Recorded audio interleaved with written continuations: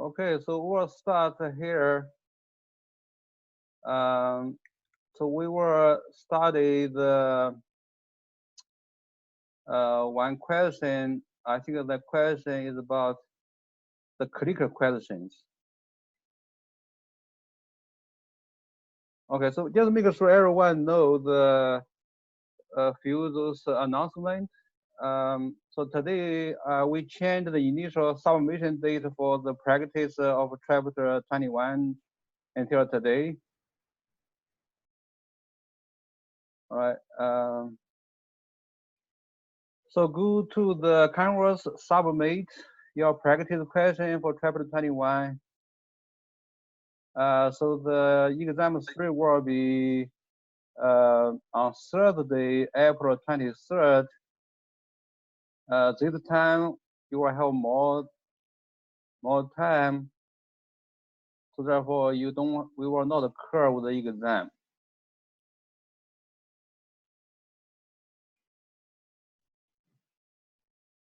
Do the homework as soon as possible.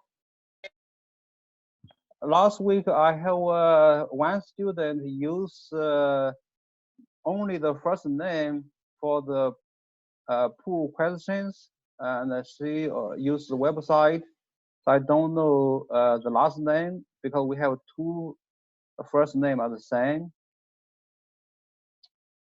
So when you use the website, you make sure you use your first name at least the initial of your last name. All right, so we will study this question, the click question, and you can see the question about a cesium-137, which has a half-life 30.2 years. So then give you after some time t, there's 75.2% of the initial radioactive waste. So that means it decreased to 75.2% of the initial value. Ask you how old is the sample. So you do the calculation, you will find out the answer is D. And so last week, most of you did it right. So I give you 2 points. If you don't do it right, you get 1 point. And later on today, I will give you another pool question. So same idea, 2 points for the correct answer, 1 point for the participant. So to solve this problem, you will start with the given information. So you see if it decreased and 2, so this is a key word. So sometimes it's decreased by. So decreased by, that means you're going to subtracting whatever the by number from 100. But here we did not see this key word, so decrease 2. So decrease to 75.2% of its initial, which means you will have that mass T or rate T or NT equals 75.2. And then the mass initial or 0 equals 100. So that's how you find out those information in this formula. So you want to use mass or rate at time t divided by the mass or rate at time 0. So that's integrated rate law for the first order kinetics. So that equals negative k times t. So our question is, what is t? So that's a question mark. So you need to find out what is the mass t, what is the mass 0, what is the k. Then you substitute into this equation, you get a t. So We know K and half-life is related by this equation. So T1 half is half-life. So for this given problem, we know what is the half-life of cesium 137. So the half-life or this T1 half is 30.2 years. Right. So let's see how you approach a problem like that. So make sure you do the practice and you know Yes. what a problem, you use what formula, and find out those related. Well, it's increased by 75.2%, so 75.2 is going to be your mass total. The mass, And right? You have no, right? So 100 is going to 75.2. be your mass overall. Yeah. So as I sometimes some program give you decreased by. If I say decreased by, let's say 65%, then you will just take 100 minus Before I proceed. 65 to get 35. So 35 will be the mass T. So this is just another way to give you the problem. So we are not have this here.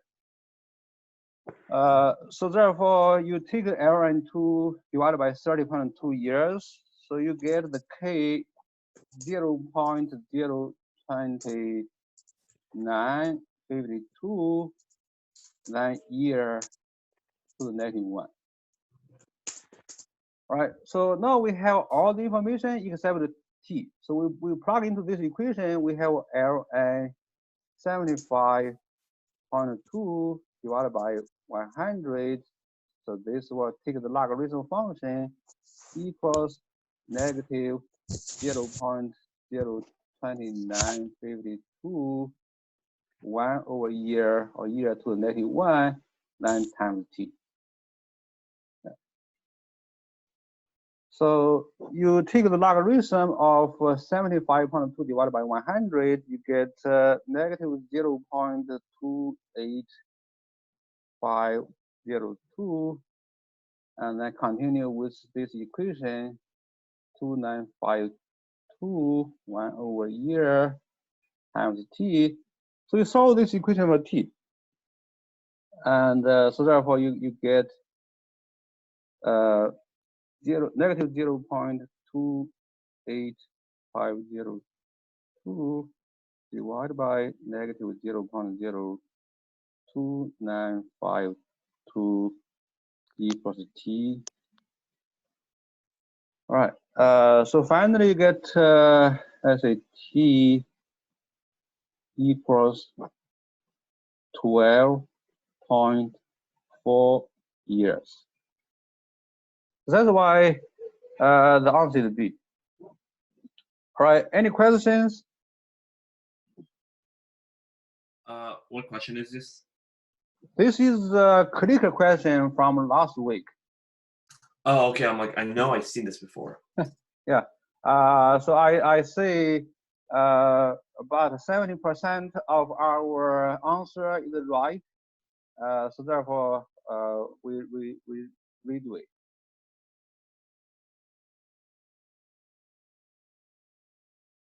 All right. So now today we'll start with this chart or graph.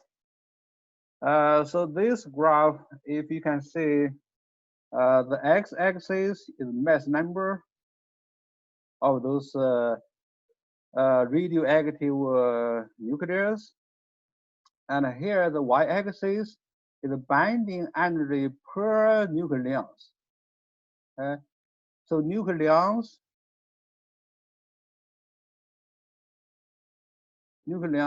are either a proton or a neutron. So this kind of normalized the binding energy. So you have some binding energy for a nucleus, then you divide by how many proton and neutron in the nucleus. So therefore, you can see this chart in this middle range. So in the middle range, somewhere near this range. It has the highest number or has the highest binding energy per nucleus. So which means when the atomic number near this region about for RNA about 60 or 50 something, so that's more stable. Just by the way, this explains why in the inner core of our Earth is Fe. So in the process of produce our solar system, produce sun, produce our Earth, so there's a lot of nuclear chemical reactions, and in the center of Earth, there's a core of Fe. That's why this chart explains why, because Fe is more stable.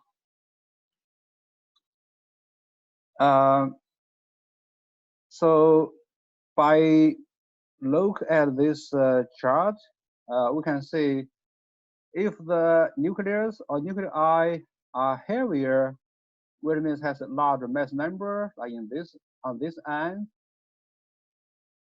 So they can become like more stable by split into smaller nuclei.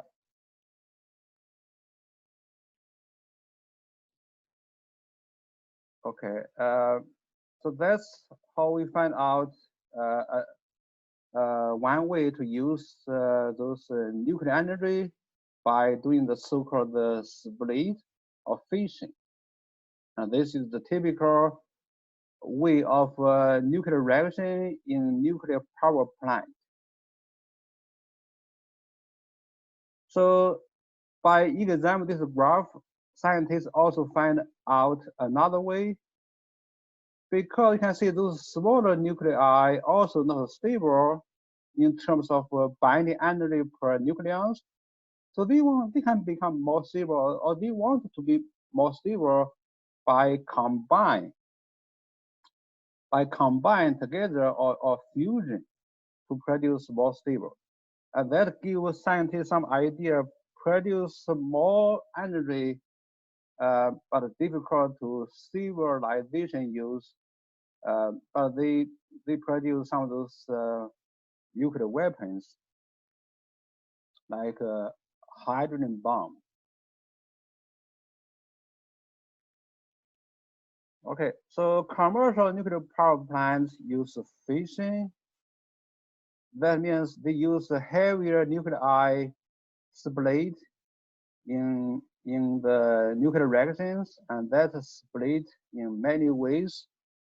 The equation below shows two ways of uranium-235 can split after bombarded with a neutron.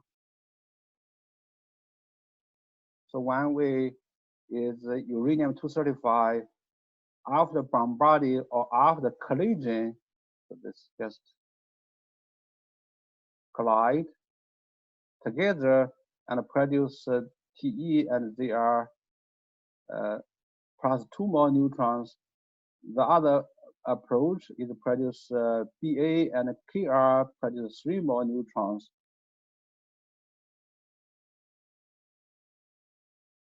Graphically, you can see the larger circle is a nucleus of uranium-235 collide with a neutron.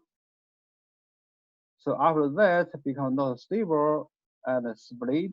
For example, for the second reaction here, so here produce Kr and Ba, and then three more neutrons. So these three ejected neutrons can collide with other uranium-235 in the sample.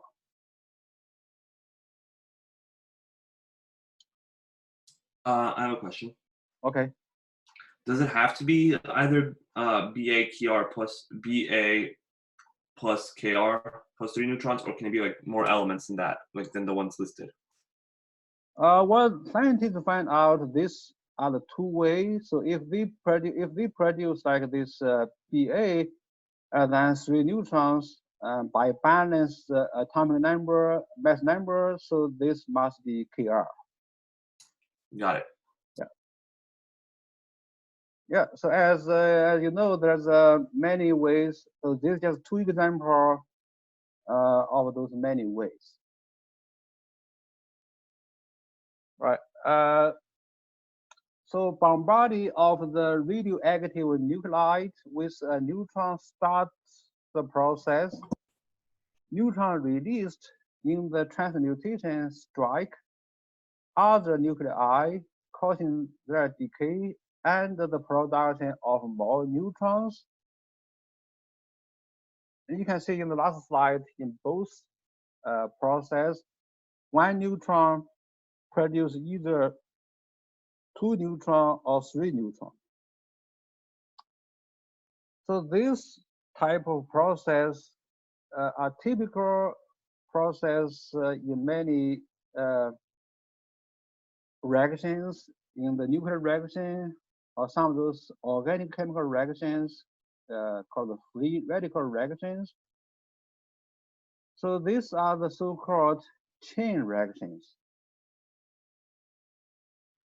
So the product from the previous step becomes the reactant of the next step. So here graphically, we can say we start one neutron or one neutron come in. And obviously in reality, you can have many more neutrons. So you follow, let's say, follow one neutron. So we see one neutron come in and strike on one nucleus. So then one possibility is that nucleus and split, produce 2 more neutrons, and also produce 2 more smaller nuclei. And then this process can keep going. So one neutron coming in produce 2 neutrons. One neutron coming in produce 2 neutrons. So all those processes happen in that. But in this slide, so there's another possibility that one neutron produces 3 neutrons. So this take us to a very interesting phenomenon. Let's say we have an example of radioactive material, and then the sample has a certain mass. Well, the size of our sample, so this is a sample of radioactive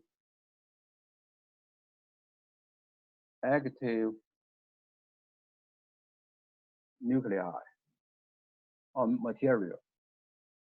So the mass, well, see here, so-called the mass and a mass. So if you have a sample, you have mass, and then the sample size, let's say our sample is kind of spherical. So the radius of our sample will depend on the mass. So if you don't have enough mass, your radius is small. And this kind of mass called subcritical, which means you imagine there's one neutron coming and strike on one nucleus, produce 2 neutrons, and then each 2 neutrons will collide or strike with 2 more nucleus, and then they will produce more neutrons. But because the spherical ball or the material size is not large enough, so obviously those nucleus are distributed in the sample. Some of those nuclei on this side, and then when the newly produced neutron strike another nucleus, that nucleus may be already on the other side. So that produced neutron just ran out of this sample.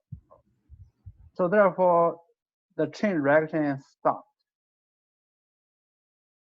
And the critical mass is the mass just the rate of neutron created is equals neutron of loss. So in the first one, subcritical. So that means we will have like those loss neutron rate larger than neutron created. So when the rate of created neutron equals of the loss, the rate of loss neutron, the loss neutron pretty much you can think of just those neutron ran out or emitted out from the sample because the sample size is limited. So when the size become bigger, supercritical, so that means the rate of created neutron is larger than that. So you have so many reactions, and those reactions will not stop, and then that will leading to the explosions.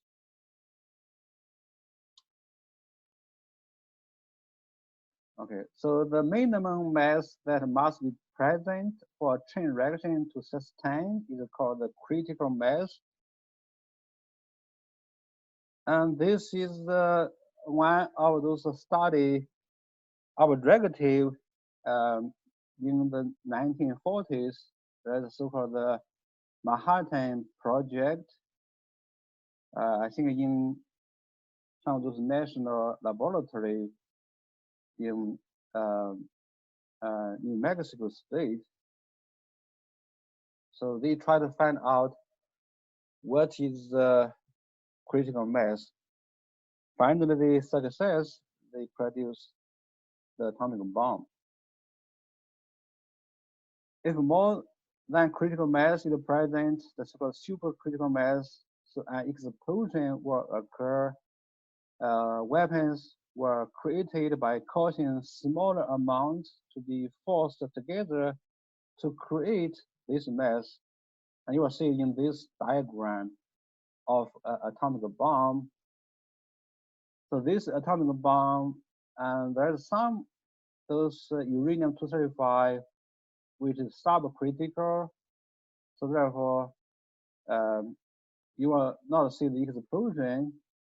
And then here, another part of those uranium-235. So both of them subcritical. If you put them together, they become supercritical. The bomb will explode.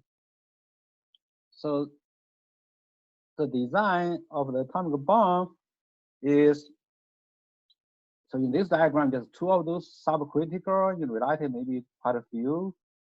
So all those samples of uranium-235 by themselves is not enough to cause explosion. Then there's some of those chemical explosive, the dynamite. So once you are ready to deploy the bomb, so this chemical explosive will explode, push this up, so combine these two smaller mass of uranium-235 become supercritical, so then the bomb will deploy.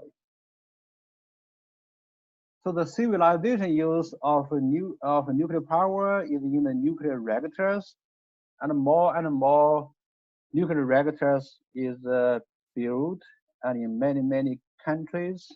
I think that the country probably use more nuclear power in European, like French. And in the nuclear reactors, the heat generated by the reaction is used to produce a steam. So the steam typically will be the water vapors. And in this diagram, you can see this is the reactor core. So this is where those radioactive materials are. So we have those Next slide, we'll see the details.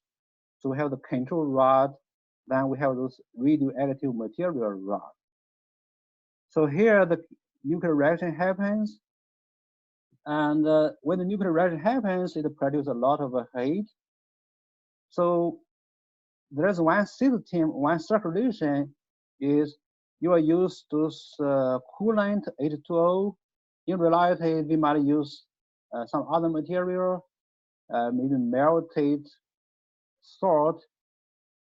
So here, just one example, say this is H2O coolant. So H2O will circle through this system and bring out those heat from the nuclear reaction onto this coil here. So then this coil is embedded in some of those, let's say, some of those liquid water. So this is the secondary coolant. So obviously, when the heat is heat enough, so here the water will vaporize, become steam. The steam has energy, has kinetic energy, has power. So they ran out to push this turbine. Then this turbine was spinning, and the spinning of the turbine can generate electricity. Okay, so this is typical, basically for any power plant. So the traditional power plant, you will also have this part of circulation, but the heat produced is by burning those fossil fuels. So here, the energy comes from the nuclear reactions, and then the nuclear reaction heat produces steam. Steam turns the turbine, and then those steam or water vapor, still some of those leftover water vapors, cool more by this circulation. This circulation will really go inside, go outside to the river, to the lake. So this is how the function diagram, in a diagram how the nuclear power plant react. It's kind of really safe. So you really don't have to worry about those nuclear active material get out of the environment unless there's some of those accidents happens, like some of those accidents like Chernobyl, or there's quite a few accidents happen if this gets exploded, or some of those leaking, and then those nuclear reactive material will get out to the environment. People are usually concerned about the nuclear power plant is they will not accidentally leaking out those radioactive material, but here the reaction, so the reaction will create those waste. So how we store the waste? So the US DOE, Department of Engineering, is spending a lot of money trying to study how we store those waste. Okay, so they probably can just dig some of those caves in some of those states, I think maybe some of those states in the mountain area, and then we can just store those nuclear waste in a cave. But those nuclear radioactive nuclear material, the half-life is billion years, a million years. You keep them there, make people worried. So this is the details of the reactor core. So the reactor core consists of fuel rod, so this is fuel rod, and then the control element. Sorry, so this control rod is a fuel element, then moderate and coolant. So kind of water is the moderate and coolant. Okay, so the way it's like this, you can see if you put all those fuel together, so they might become super critical, then they might explode. So how you control how much reaction do you want? So obviously that will depend on how much neutron produced and how much neutron is used and how much neutron not used. So the control rod will just either goes down, so goes up. So when the control rod goes in, and it will block those neutrons. So therefore, you will control the number of neutrons. When you control the number of neutrons, you control the number of nuclear reactions. Okay, so the control rod block the path of some neutron, keep the system from reaching a dangerous supercritical mass, and control the rate of nuclear reactions.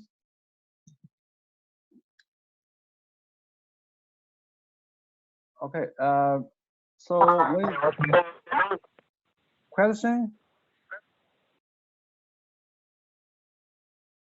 So when small atoms are combined, much energy is released. So this is called the nuclear fusion. This occurs on the sun or in all the stars. The reactions are often called thermonuclear reactions. So many countries try to make a human-made sun.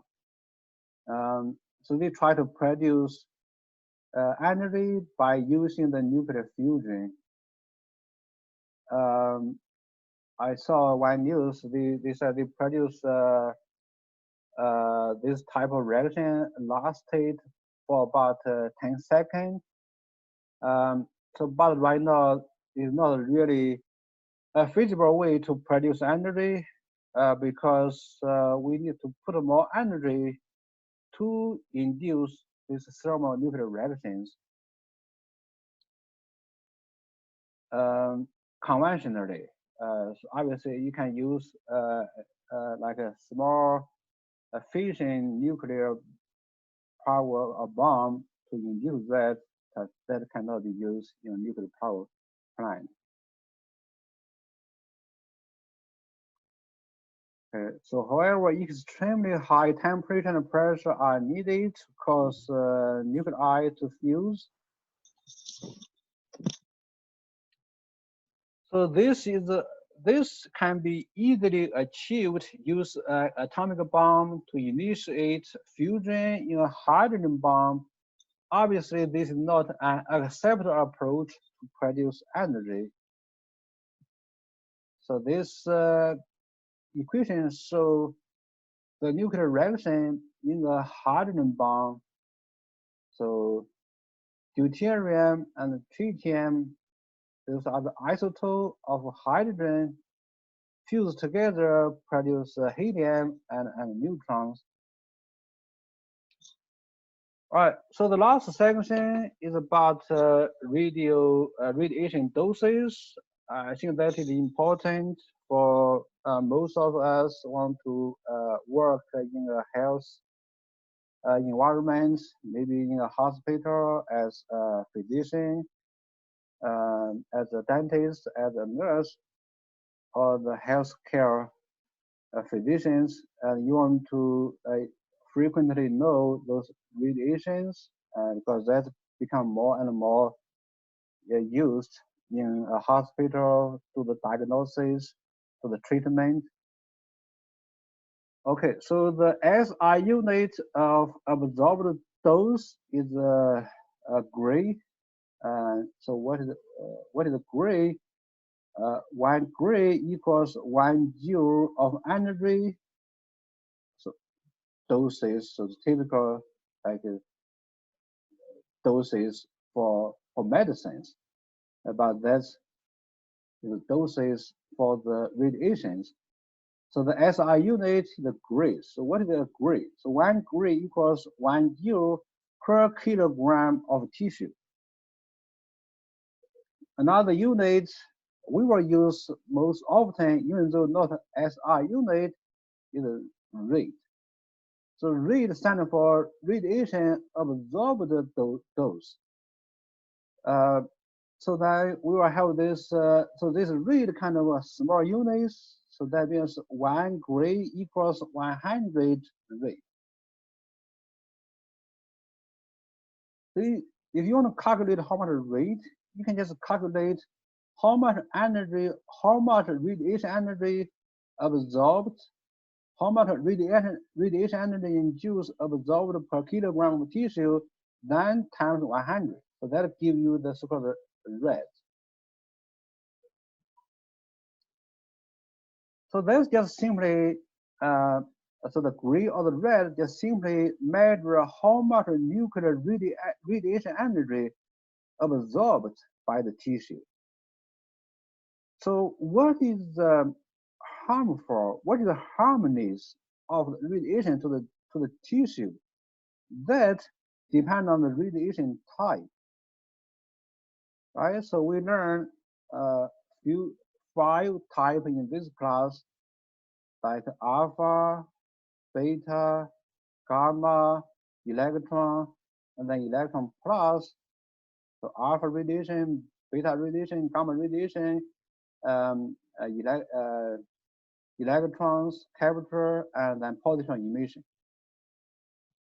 So the harmonies of those radiation on the tissue depend on what are they? Are they alpha or the beta?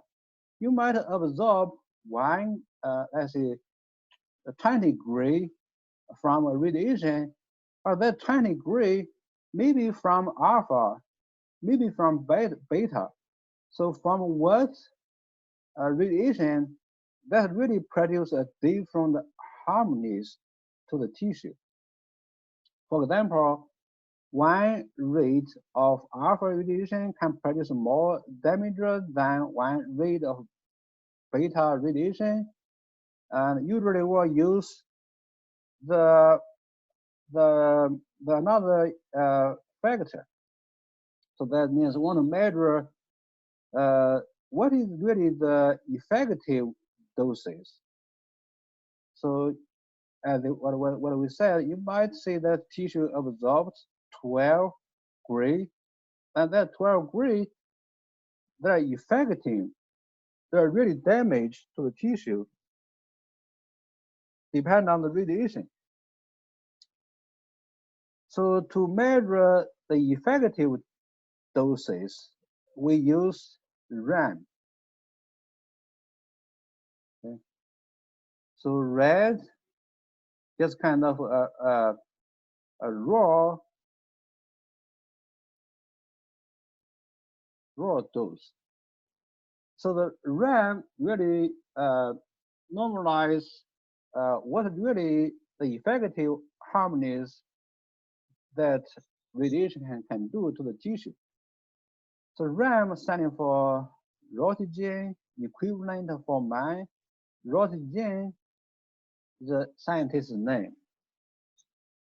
So there's a formula to calculate what is the RAM from red. To do that, you will take the number of red times the RBE. So what is RBE? RBE is a factor that depends on the radiation type. So RBE is standing for relative biological effectiveness. We can assign some number for the alpha decay. For example, the RBE is approximately 1 for gamma and beta radiation and 10 for alpha radiation. Right. So therefore, for the next slide for this question, we can use those units we just studied on the last slide and try to find out this question, the answer for this question. So it's kind of very interesting. This question we get from the homework on the person's website.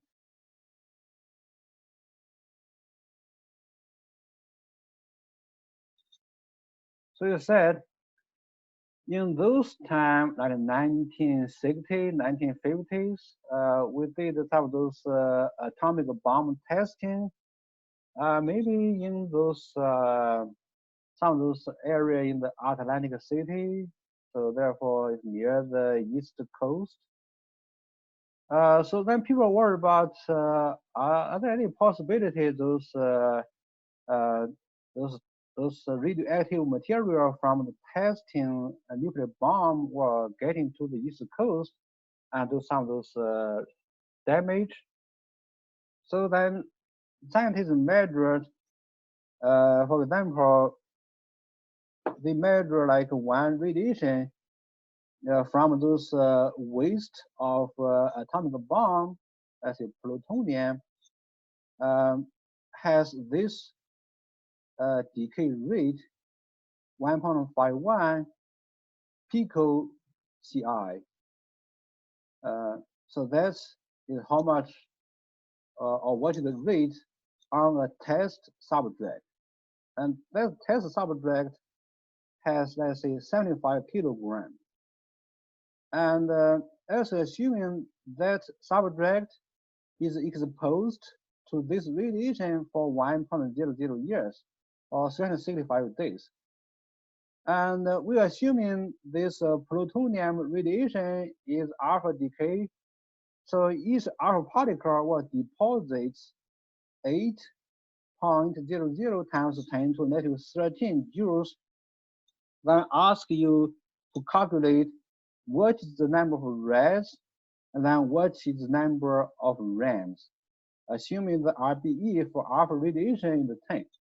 So we're assuming the beta nuclei is the plutonium, then plutonium give the alpha particle and give you how much alpha particle like per second, per year or per minute is by this rate. Then assuming that a person just exposed to this much rate of radiation for 1 year, then I want you to calculate how much radioactive absorbed doses and also those roentgen equivalent of for man. So what do? You first take this 1.51 pico CI, so you convert this into how many DPS. So we'll convert this into DPS. You know, DPS equals this integration, which means reaction per second. One disintegration is one reaction. So you use some of the common prefix. So what is the pico? Pico is 10 to the -12. So therefore, one PCI is 10 to the -12 CI. So on the exam, I will give you the conversion between CI and DPS.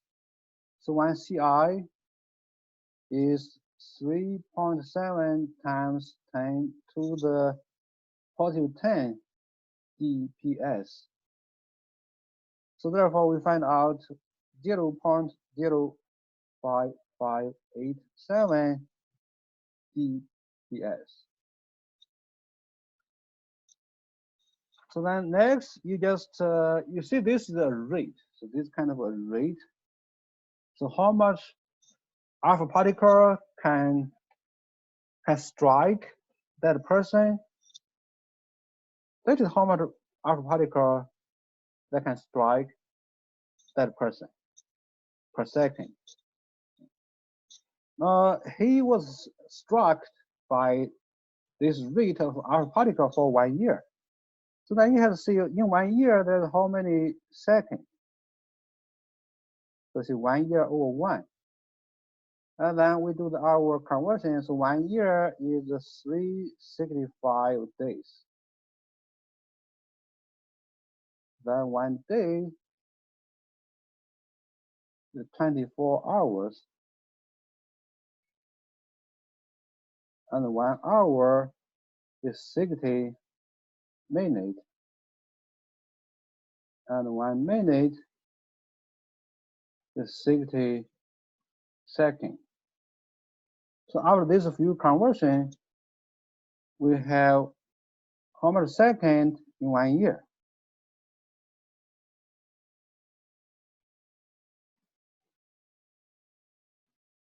So we find out 3.15.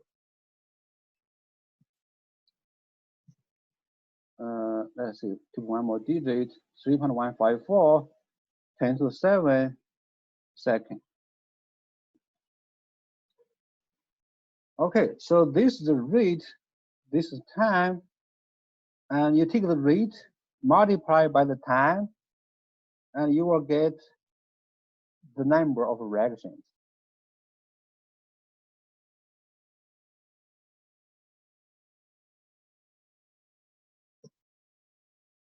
Okay, I'm sure. Let's use another screen.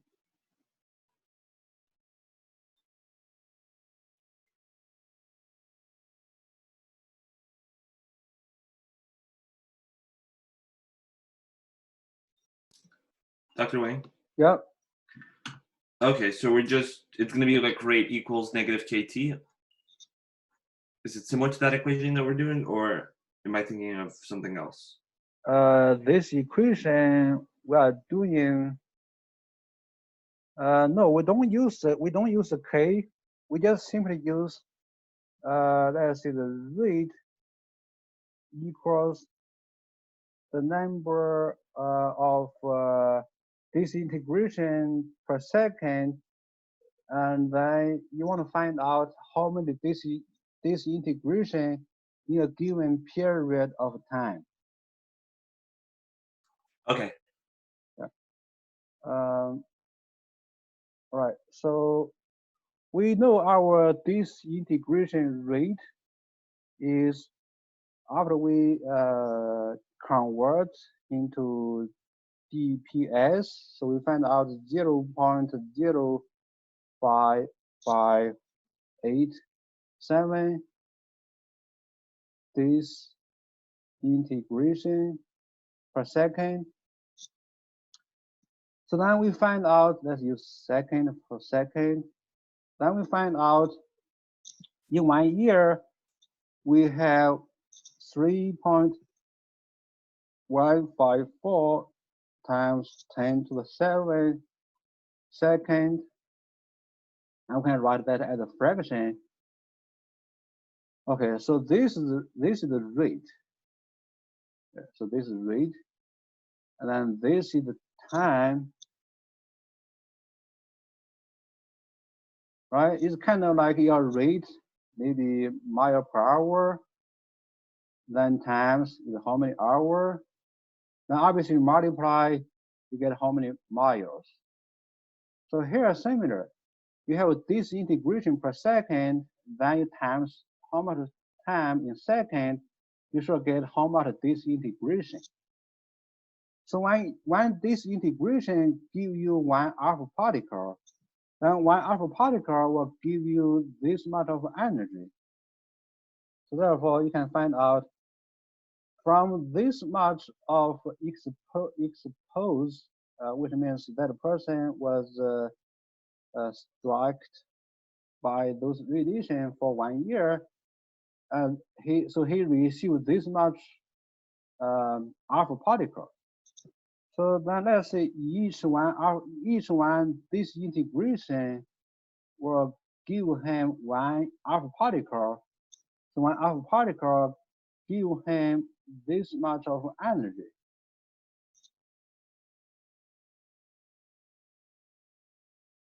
So after this conversion, and we will find out how much energy is absorbed by that person. So 1.41 times 10 to the negative 6 joules.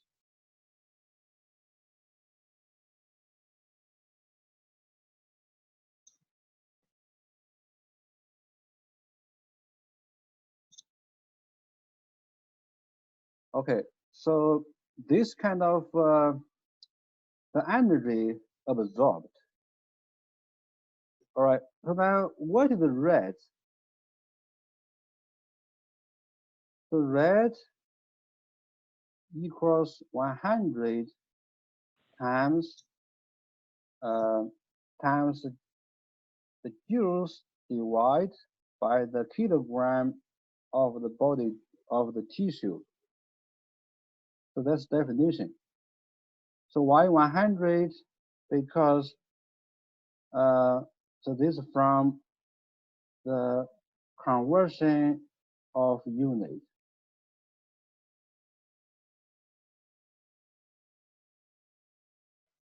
So we have a gray. A gray will equals 1 times the energy per kg. So this is a gray.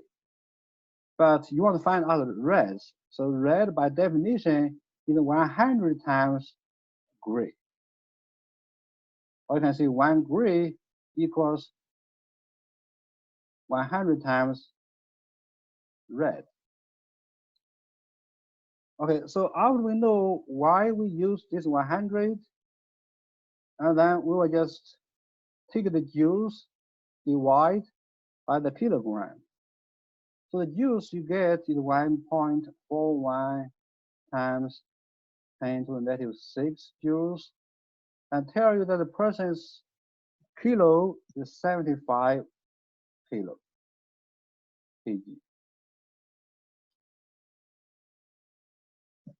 So you get 1.88 times 10 to the negative 6. Now this simply becomes red.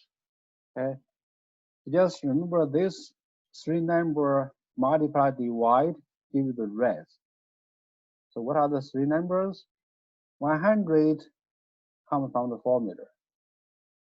Then you want to take how much radiation energy in joules divided by how much kilograms. So this one part of the question asks us to calculate what is the red. So we know the red, you can run into, so what I write 1.88, obviously you can write this as 2 or 1.9. So the next question is to calculate the RAM. So by definition, so this is question A, part A. The part B, you want to calculate REMs. Roentgen equivalent for man equals relative biological effectiveness times red. So for alpha particle, 10. So this 10 comes from for the alpha radiation, for alpha radiation.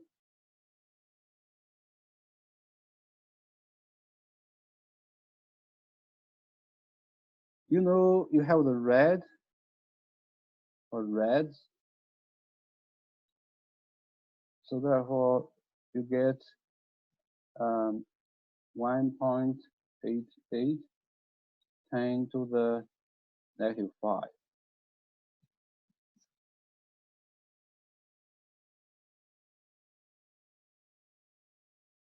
All right. So therefore, you put this, we find out like 1.88 10 to the negative 5. Not that precise. So you rounding to 2 times 10 to the negative 5 rems, and just put this into perspective. A typical dental X-ray provides this much milliram, and that person is exposed for 1 year for that radiation only that much RAM, milliram. So therefore that's the exposure of that person for that is really negligible. So sure, don't have to worry about the nuclear waste from the nuclear weapon test in the Atlantic Ocean. Right. So this is about chapter 21, and we will go Sorry, on. can you go back to your work for part B real quick? Okay, for part B, okay, we have to Tessa, we have to start again because I erased that. Let's see, for Oh, part B, sorry, no worries. no problem, no problem. Okay, so let's see. Okay, so for part B, we said we get let's see, res from part A, right? So we see we have 1.88 times 10 to the negative 6 RADS res. Okay, so part B you can see here is to calculate what the range. Okay, just a few like concepts. So at the beginning, it's kind of confusing because those abbreviation you have to memorize. So what is the range? Voltage equivalent for man. So let's give you a formula. So just remember REM equals RBE, relative biological effectiveness times res. Right. So then the question tells you you will use 10 for RBE for the alpha radiation. So therefore, you get 10 from this 10 here. And then you find out res from part A. So res from part A is this number. So therefore, just take 10 times 10 to the negative 6. This is res. We will not see the unit calculation or something. That's definition. So when you have this 10 times res, it'll become REF. So therefore, 10 times 10 to the negative 6 become 10 to the negative 5. And then we can run in these two, 2 times 10 to the negative 5 for the REM. And you can convert like those, let's say 1, you want to convert into milli REM. And what you do, you will see 1 REM equals 1,000 milli, because this little m is milli REM. All right, so therefore, what you do, you will just use another fraction if I write here. So 2, forget about that. So 2 times 10 to the negative 5 and REM. And then you know for every 1 REM, there's 1,000 M REM. So REM comes out. So what you get, if I write it here, is 2 times 10 to the, because this is 10 to the positive 3, 10 to the negative 5, 10 to the negative 2. So for the milli REM. So next slide, you will compare this number to the REM or the milli REM a person can get from a dentist visit.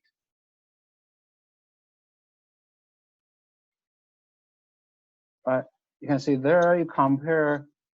So this answer is that person gets this much milli REM for 1 year from those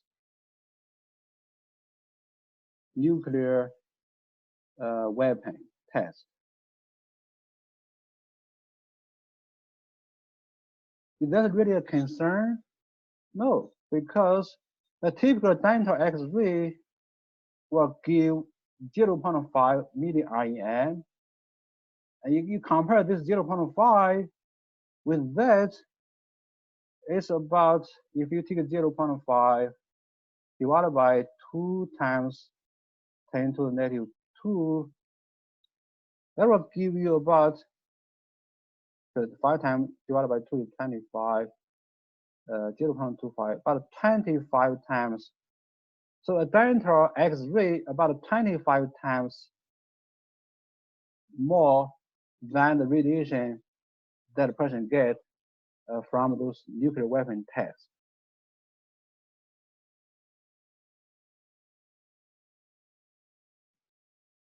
All right. So this is chapter 21, and we'll probably go on a few slides of chapter 13.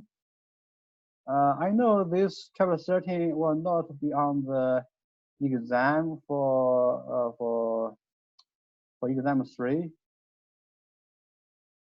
but just as what I want to study. We don't have chapter 13 in the modules.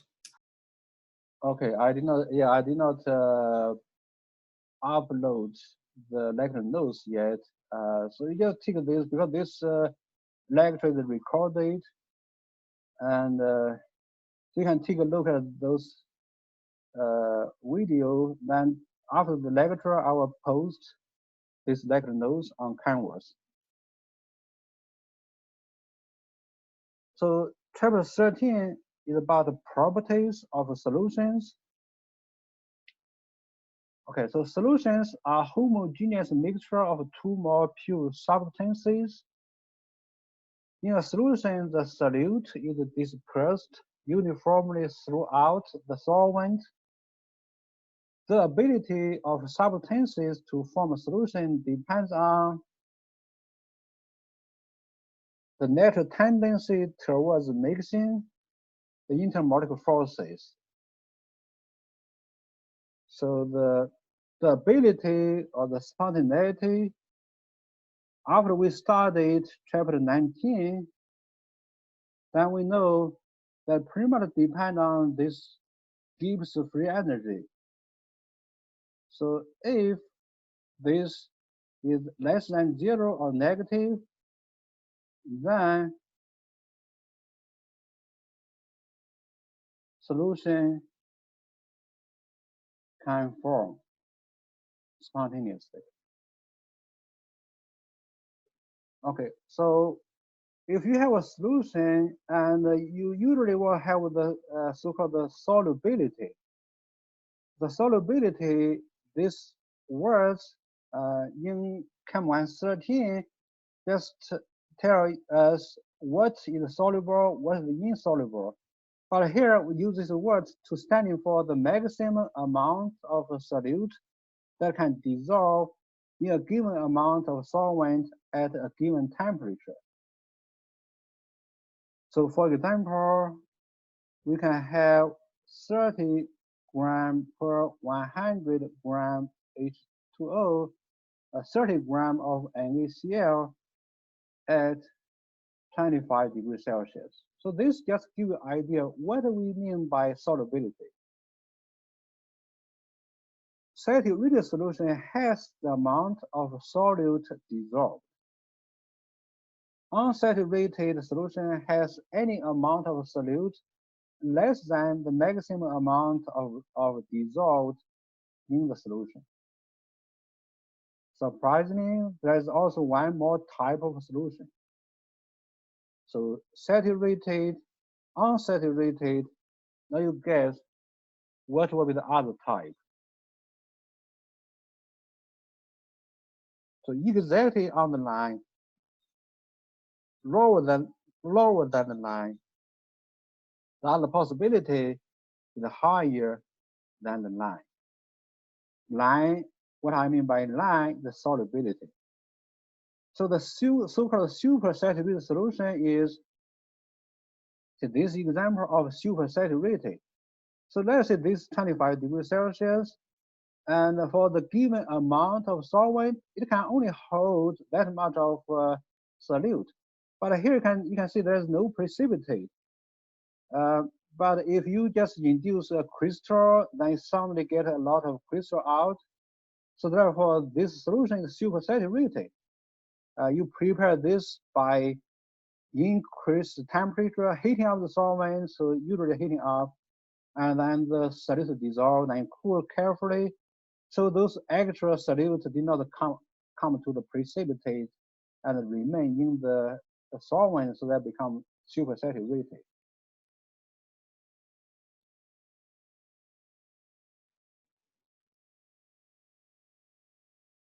So they are not really stable.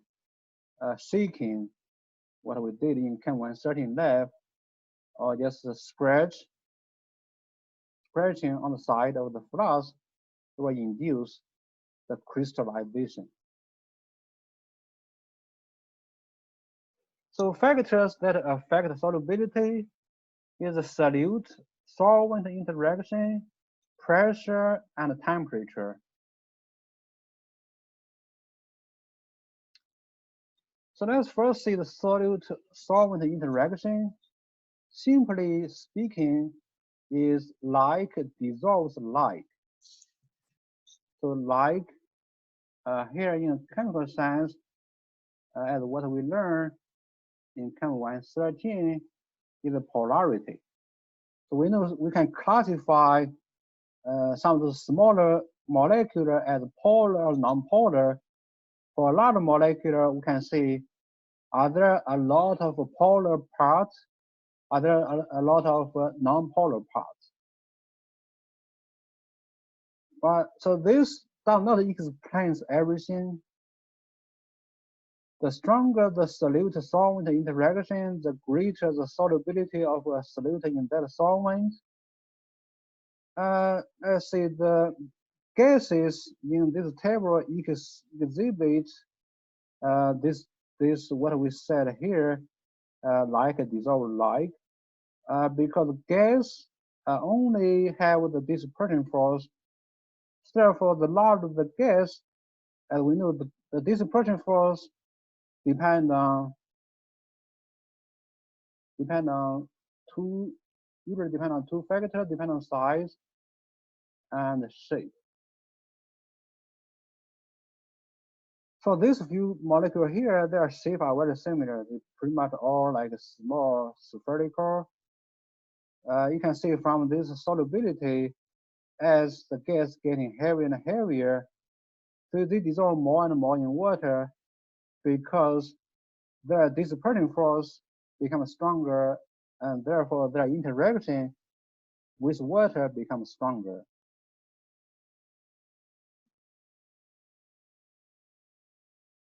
Organic molecular insolubility is very important for next class. So polar organic molecule dissolve in water better than non-polar organic molecular. See, here are two examples. So this is non-polar, no polar, and then this. So this guy, let's see, glucose has a lot of polar parts. You compare these two, that don't have any polar parts, so totally non-polar cyclohexene. And then we know cyclohexene insoluble in water, and this glucose has a good ability dissolve in water. And those just kind of review what you learn in chapter 11. So you have those intermolecular forces, and one type of stronger intermolecular forces is hydrogen bonding. So hydrogen bonding is the bond, the interaction, not the chemical bond, the intermolecular interaction between those oxygen or nitrogen or fluorine, then those H atom bonded to those O, N, and F. So this hydrogen bonding really an important factor to determining the solubility of some of those organic molecules in those polar solvents like water. So this first practice question for this chapter 13 is arrange the following substance in the order of increasing solubility in water, you pretty much just say, are those molecules polar, non-polar, or do they have more and more polar part? For this one, no polar part, no polar part. And this one has this polar part. And then this one, much polar, so this kind of hydrogen bond with H2O. And this one has two. So two parts kind hydrogen bond. So therefore, in terms of solubility in water, and this first one, A, don't have any polar part of the lowest one. Then D has one polar part, this part. Then B has one hydrogen part, one hydrogen bonding part. Then C has two hydrogen bonding parts.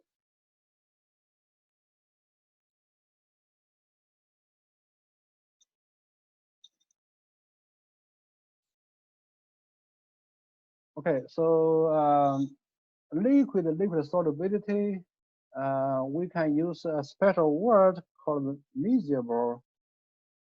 Liquid that mix in all proportion with another liquid called miscible. Otherwise, if they do not mix, we call them immiscible. So here's one example, immiscible.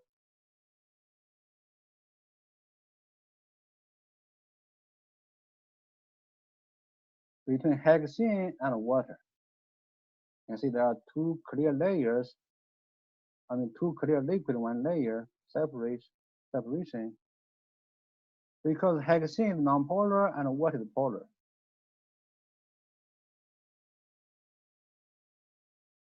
All right, I think we'll stop here. So I did not come to that question for the clicker.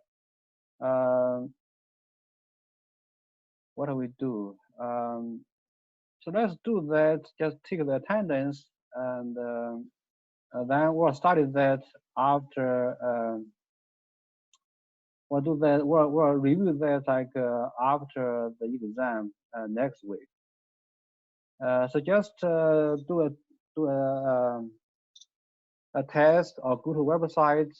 So I just use this, take your attendance, and so no matter what your answer is, you will get 2 points.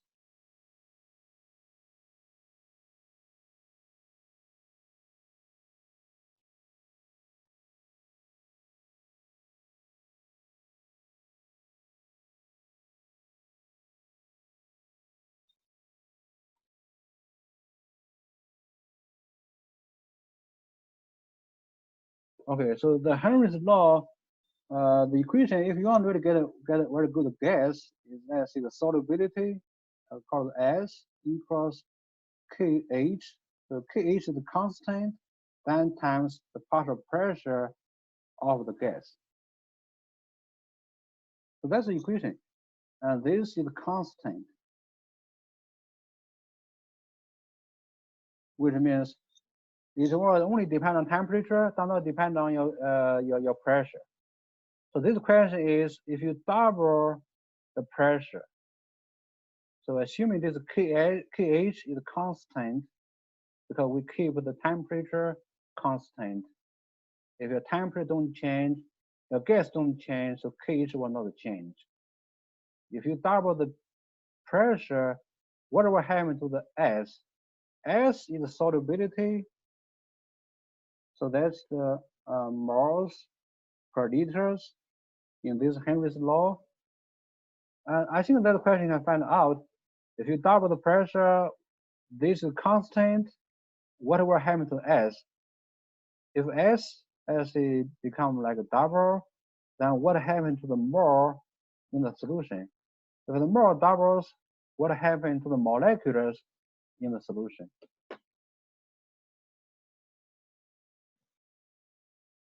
Okay, so just do your best, and as I said, I will take this as attendance and give you 2 extra credit.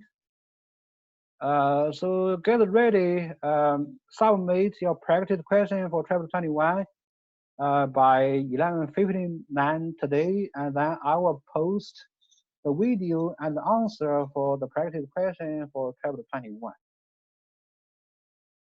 Any questions? Hi, good morning. I have a question about the lab. Mhm. For the penny quarter experiment, it says we have to tape our quarter to our worksheet, but how about if we only have an online version? You just tape it and then take a picture. Oh, just tape it like Yeah. So you uh let's say, if you don't have those real material, you just use like a Word file or something like upload, right? oh, So you okay, probably, yeah, so we just upload a picture of the quarter. yeah. Okay, thank you. Welcome. Yeah. So that Excel file. Um, so if you don't have any answer for the metal deposited, that means most likely you have to enter the starting date, ending date. Then the ending date should be at least 1 week after the starting date. So because we try to simulate, this lab will take so the deposit of metal will take a long time. Therefore, I want you to realize this process, the slow process. I want you to enter an ending date 1 week after the starting date.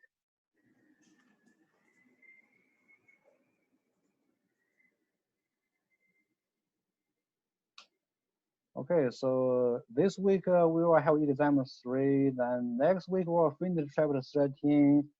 Next week we will have our lab final. Wait, next week we're having our lab final or the lab the last lab? Because it says we also have to do lab 11. I think this week we do the lab, the last lab. We will do the lab 11, the nuclear radiation, this week. I think starting like you do like, Robin, you do like Wednesday, right? That's lab 9 and 10. Yeah. So then, yeah, so this week we'll start on the nuclear reaction. So we get the lab ready, but we just want to, in the simulation, we want to add in like the sound from the Geiger counter. If you like watch some of those video, watch the movie, whenever you have the Geiger counter to detecting some of those radioactive material, you will typically hear those click sound. So we get the file ready, but we think about probably it's a good idea. We can embed the sound into the Excel file. I tried last night. I tried looking for some of those good sound, really sound like those Geiger counter. So I tried to get into the Excel file. I cannot put them together into one file. So I don't know whether we want to do it or not. If I want to do it, I will give you another file which is audio or video file. Then you will download both the Excel file then the audio file in the same folder. Then you probably can play or open the Excel file. Then whenever you open it, I will use that as a background sounds. So kind of like really, I like that too. Really like what you will hear if we do that lab in person. Don't know. Maybe I will try later today again. and if find an easy way, I don't find an easy way to really put that sound or the audio file in the Excel file. So that means we'll give you a little more work to do. Probably will have no sound, just use Excel file, get the so-called count per minute CPM for those different radioactive materials with different absorbers or the blockers. All right, any other questions? Dr. Wing, are you gonna be in your office hours right after this? Probably not right after this as the usual, because I have to convert the recorded video for this lecture. Usually I will be here, let's say at 11. Okay. Yeah.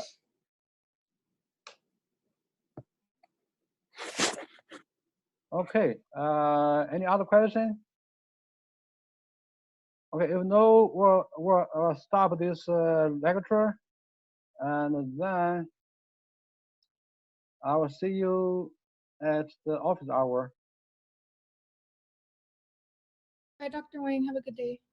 Bye, you too, Daniel.